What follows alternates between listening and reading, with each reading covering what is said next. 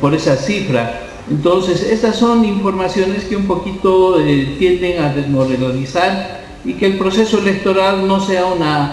festejo, una celebración de victoria, sino que sea tomado con cierta expectativa por la gente, pero también con cierta preocupación.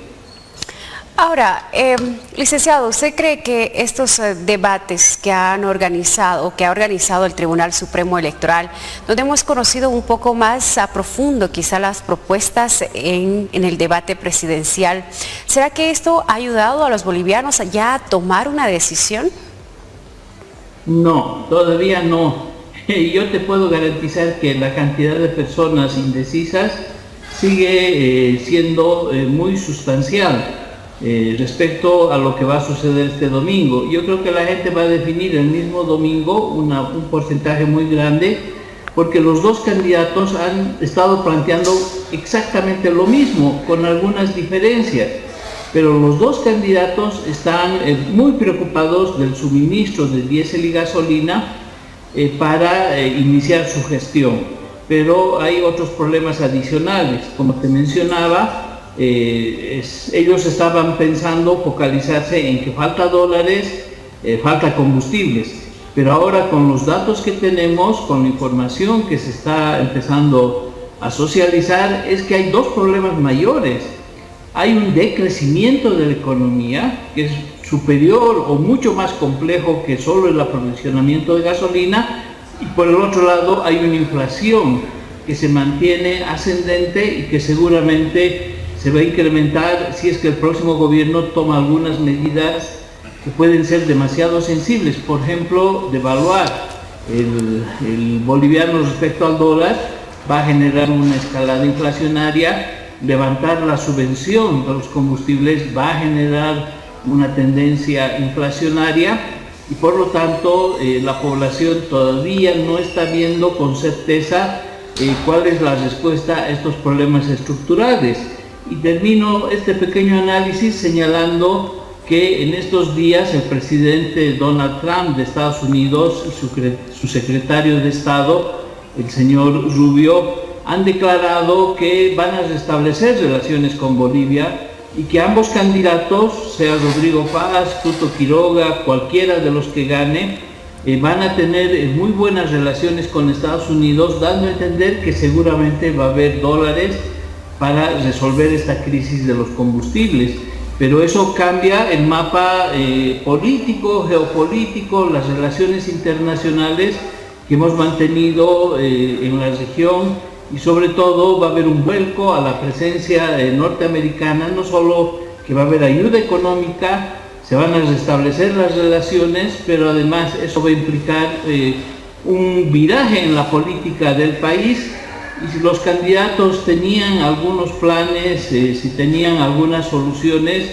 de baja escala, en pequeña dimensión, ahora con la presencia probablemente de los Estados Unidos eso vaya a cambiar, va a haber presiones mucho más fuertes hacia el gobierno para tomar algunas políticas que seguramente no la pensaban tomar, pero por el otro lado el gobierno tiene que decirle al país, el próximo presidente, que el problema no es solo tener gasolina y diésel el 9 de noviembre,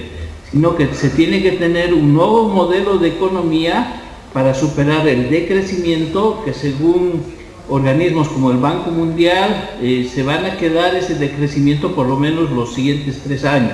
Y estas son palabras mayores de una crisis mayor que los candidatos no han podido explicarle a detalle a la población. Muy bien, ahora con respecto a las encuestas de este balotaje que hemos conocido también por algunos medios de comunicación, que da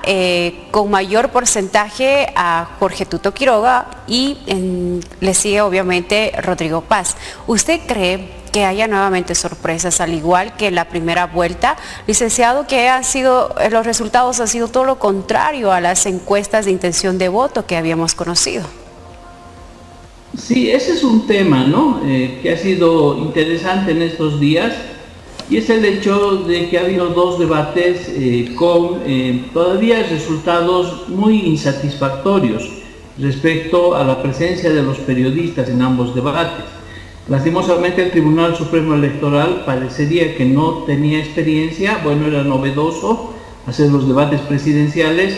pero la metodología ha sido demasiado rígida, los periodistas más eran controladores de tiempo, 6 bloques, cada uno a 2 minutos, no ha habido preguntas directas, no ha habido interrogantes a partir de expertos, y esa situación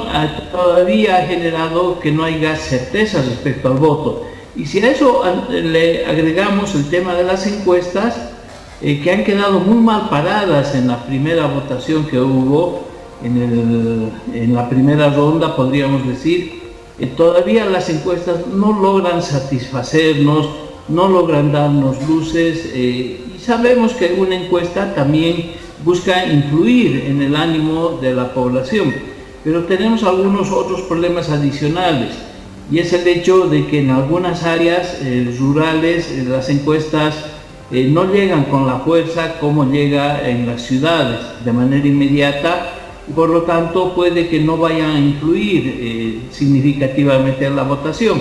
De todas maneras, las elecciones de este día domingo van a ser demasiado parejas, y por eso llamamos a la población a que reflexionen, aunque en el fondo, por las declaraciones que hace Estados Unidos, aparentemente gane uno o gane el otro, no va a haber diferencias sustanciales entre ambos gobiernos. Bien, ahora,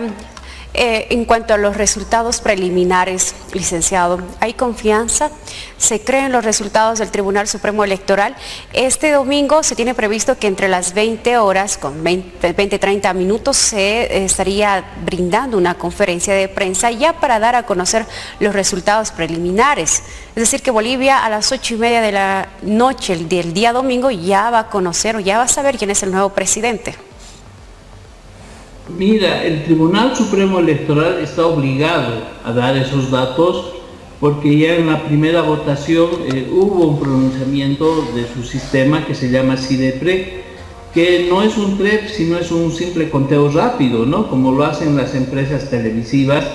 o algunas otras empresas de medición, que también ese mismo día, en ese horario o probablemente minutos antes, se van a adelantar a dar un resultado preliminar. El problema de estas elecciones es que puedes ganar con un voto, y si hay casi paridad en la votación entre los dos candidatos, el dar un dato preliminar a las 8 o 9 de la noche puede ser muy riesgoso si es que se estaría presentando una especie de empate, un empate técnico, como se dice, donde los votos son muy pequeños, pocos diferentes entre uno y otro. Entonces este domingo va a ser espectacular el resultado, porque a menos que un candidato, uno de los dos, tenga una distancia muy grande sobre el segundo, estamos hablando de unos 5, 7, 8 puntos, prácticamente a las 8:30 vamos a conocer al ganador. Pero si la diferencia es menor, yo creo que los resultados preliminares van a ser dados no solamente muy temprano, sino un poco tarde, el día domingo, por el mismo respeto a la opinión pública y por no generar falsas expectativas. Sin duda ya es un día histórico, este 19 de octubre. Ojalá no se presente ningún tipo de inconveniente y todos los bolivianos, sobre todo, acudan este domingo a las urnas, licenciado. Sí, eso es lo que queremos, pero hay algunos problemas todavía, ¿no? El hecho es que en estos días el gobierno del presidente Arce tiene que presentar el presupuesto general del Estado para la gestión 2026, y eso lo va a hacer hasta el 30 de este mes. Ahí es donde vamos a conocer el real estado de la economía del país y cómo el gobierno saliente está planificando las inversiones para el próximo año. Entonces todavía este gobierno que vamos a elegir este domingo va a estar amarrado hasta el 8 de noviembre, si bien el plazo, el tiempo es muy corto, pero hay situaciones que se están precipitando. Por ejemplo, en el Senado hay una ley, un proyecto de ley que ha sido aprobado, que va a bajar a la Cámara de Diputados, propiciado por el Comité Cívico Pro Santa Cruz y presentada por la senadora Sentarrec, en el cual este proyecto de ley por 3 meses quiere liberar las restricciones a la libre importación de combustibles. Y estos 3 meses van más allá de la gestión del próximo gobierno, que va a empezar el 9 de noviembre, pero si esta ley se aprueba, ya en los hechos algunos privados estarían importando sin los controles de la aduana, de YPFB y de la Fuerza Especial de Lucha contra el Narcotráfico, ya estarían importando diésel y gasolina y vendiéndolo al mercado sin la subvención. Entonces hay este tipo de factores que pueden desestabilizar un poco esta transición por la presión de estos sectores que quieren además caer en una especie de informalismo, de evitar los controles con el objetivo de tener de una vez diésel y gasolina a un precio internacional, pero sin pagar impuestos, y esto puede un poquito enturbiar este proceso que más bien debería ser a lo contrario, ¿no? Necesitamos un solo gobierno, necesitamos una sola decisión y necesitamos que todos empiecen a cumplir con las reglas del juego y no que se promuevan este tipo de leyes que fomentan el informalismo. Ya para ir cerrando la entrevista, licenciado, se viene un gran desafío para el próximo gobierno que asuma la presidencia ante la situación actual como se encuentra Bolivia. ¿A qué desafíos primero tendrá que enfrentarse? ¿Cómo lo ve esta proyección de la transición del nuevo gobierno? Muy complicada. Verdaderamente las promesas de tener diésel y gasolina pueden quedar pequeñas frente a las grandes expectativas que vienen. Por ejemplo, ¿cómo el gobierno va a resolver el tema de generar crecimiento en 2 o 3 gestiones? Ya no estamos hablando solamente de que existan dólares. ¿Cómo el gobierno va a evitar que la inflación crezca? ¿Cómo el gobierno va a tomar algunas medidas que no van a ser resistidas? Por ejemplo, el despido de algunos funcionarios públicos puede tener una respuesta de indisposición de muchos trabajadores que están en la función pública, y sobre todo con el decreto 5470 que acaba de sacar el gobierno de Luis Arce, que es una especie de una medida social que obliga a las instituciones del Estado a pagarles en caso de que no hubieran tomado vacaciones. Entonces hay algunas medidas que el gobierno de Luis Arce está tomando para entorpecer la transición y la nueva gestión. Por el otro lado, habrá que ver si las promesas que se han hecho, por ejemplo, del 50-50, se va a materializar con un presupuesto que no lo está elaborando el futuro gobierno, sino el gobierno de Luis Arce, y vamos a ver si es aprobado por la actual Asamblea Legislativa, tomando en cuenta que hay una especie de rearticulación del MAS en sus salas arcistas, edistas y androniquistas, ya que este martes pretenden, por ejemplo, elegir a un nuevo contralor del Estado para que ya no sea interino, pero la elección de ese contralor, por supuesto que va a ser con candidatos azules. Ya se ha visto que hay una lista de candidatos para contralor, han aparecido de la noche a la mañana, y probablemente el martes exista la elección de un contralor si es que la oposición parlamentaria se sigue durmiendo en sus laureles. Entonces hay todavía algunas señales que nos muestran que la coyuntura y la transición